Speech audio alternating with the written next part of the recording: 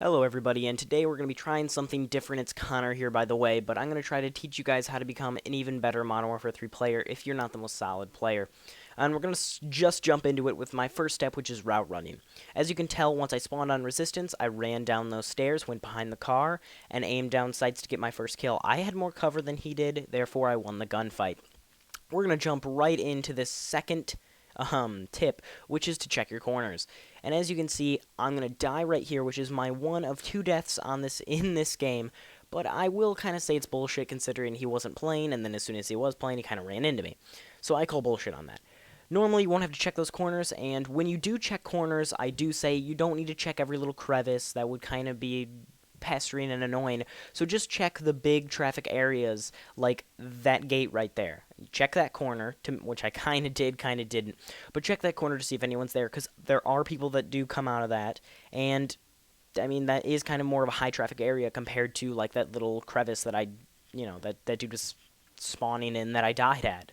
And this is the third step, which is kind of hard to explain, but I hope you guys do get it. It's risk for reward. As you can tell, I ran kind of a risky route here in the courtyard where it's more of a highly trafficked area, but I did end up getting that reward. And you know what could have happened to me is I could have ran that risky route and died. That easily could have happened to me. I mean, I could have just gotten shot in the back, and that would have been my bad. But you kind of have to decipher what is worth it and what is not. And that's a huge part of playing Modern Warfare 3, for me at least, is deciding what's worth it and what's not, like I just said. Here's number 4, is after a kill, go for cover. And I'm not talking about if you're in cover and you get a kill, don't, like, fucking, like, go prone and be like, holy shit, and reload or something. But I'm saying, like, right there, I was kind of in a kill, I got a kill, it was kind of in the open, I don't know if someone was behind me, so I ran over to that gate, and that automatically put a big brick building in between me and my enemy, if there was an enemy there. But that will always secure you from not getting a kill and automatically dying. And that's kind of how your KD builds, is if I get 2 kills and then 1 death, and 2 kills and 1 death, and 2 kills and 1 death, that's going to land me at a 2 KD. And that's kind of builds on that kind of things where it's survival and staying alive. And you don't have to do that while camping. As you can tell, I don't camp in this. Sorry about that for not explaining that slow motion. That was me not checking my corners for the second time this game. As I can tell you guys, those big traffic areas like that gate and just about any other of the big high traffic areas, you want to check your corners for those, because I didn't twice. Actually, no, one of them was bullshit spawn, but the second one, I didn't check my corners, and it is very vital to check your corners. As I'm going to say, I think I've said check your corners probably 50,000 times, because I really do mean check your corners. Alright, I promise that'll be the last time I say those 3 words. Anyway, as you can tell, I pick up another kill, and I don't die anymore in this game. I'm going to say that and die, and I'm going to be like, well, fuck. But the next tip is coming up, and I find this one of the most useful tips for me, at least. As you can tell, I went to go through the courtyard, realized all my teammates were either in the courtyard or to the right of me, over by B-Dom. So I throw a stun and go to where there's no teammates, no little blue dots. So I get a stun, get a hit marker, run, get my kill. Now I'm going to run the same route running I did right at the beginning of the map.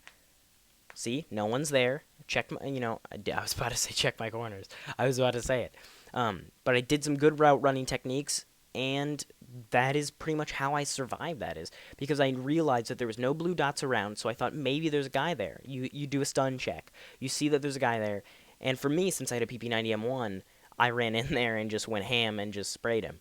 But if I didn't have the PP90M1, then I would have probably laid back and waited for him to come to me.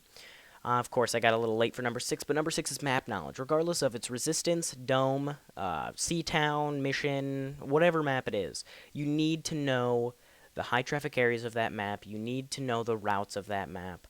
And I'm not saying look at the map and just stare at it, but when you play the game for a while, you know all the routes to Sea-Town, and you don't, when I say route running, I'm not saying when every time you spawn, go to that route.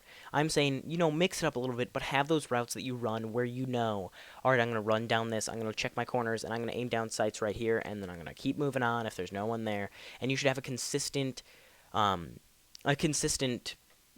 feel towards what you're doing. And that's the whole thing with map knowledge, is if you know where you're going, then you should you should know, okay, there's a lot of people that are going to be in this house on resistance. So if I do go in there, there's going to be a risk for reward deal. I could just jump in there, and there could be a dude with FMG9 akimbos right as I come up there, spraying me down. That could happen. Or they could all be facing the other way, and I could kill them all. I could get a triple feed. I mean, it's possible. It's just what do you decipher as I'm going back to step 3, but I'm not the greatest player, so I'm not going to say like, oh, this will make you a 5 KD player, because I'm nowhere close. I'm not one of the greats. I'm not anything like that. I would consider myself an above average player. That for those people that are really struggling and just run around the map, because I have a buddy that does that. I'm not gonna name names. He does do YouTube too, as I just pretty much blatantly put it out there now, but he has no. I think these tips would really help him, and I think these tips would really help a lot of people, just to lay them out there and say, hey, this can make you a great player if you just follow these steps. As this gameplay winds down, I end up going 25-2. Anyway, I hope you guys did enjoy this video. If you did, could you please give it a like, so that tells me that I should make more of these videos or something like that. Anyway, I do hope you guys do enjoy, and don't forget to subscribe.